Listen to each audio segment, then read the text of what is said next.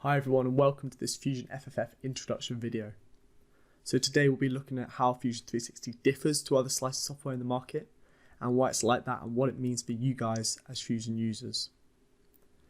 So the first thing you'll notice is you have to create a setup to begin with Fusion FFF, and basically a setup allows you to specify which manufacturing method you want to use for your part, and within the setup you can select and edit your machine, and in the case of additive, select and edit your print settings.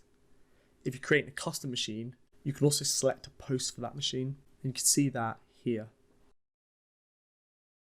Some of you might not be familiar with what a post is, and basically post is short for post processor, and this is what converts the toolpath that you see on your screen into machine readable code such as G-code that actually drives your printer. Fusion 360 includes several post files, and they're located in the samples folder within the post library dialog. They can also be downloaded from the online post library for Autodesk Fusion 360.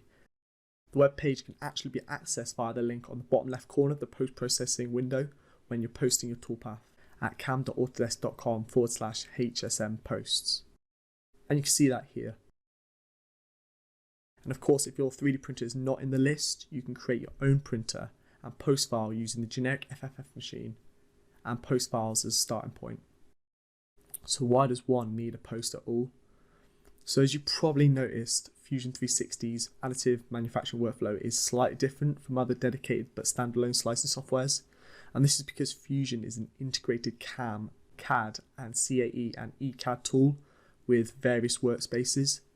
By keeping the FFF workflow similar to that of other subtractive manufacturing workflows, we're able to create a more uniform solution in the software and also overall better user experience.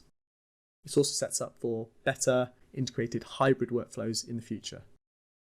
Thanks very much for watching everyone. Stay tuned for more videos, and if you have any questions, you can reach us at the Fusion Manufacturer User Forum at forums.autodesk.com.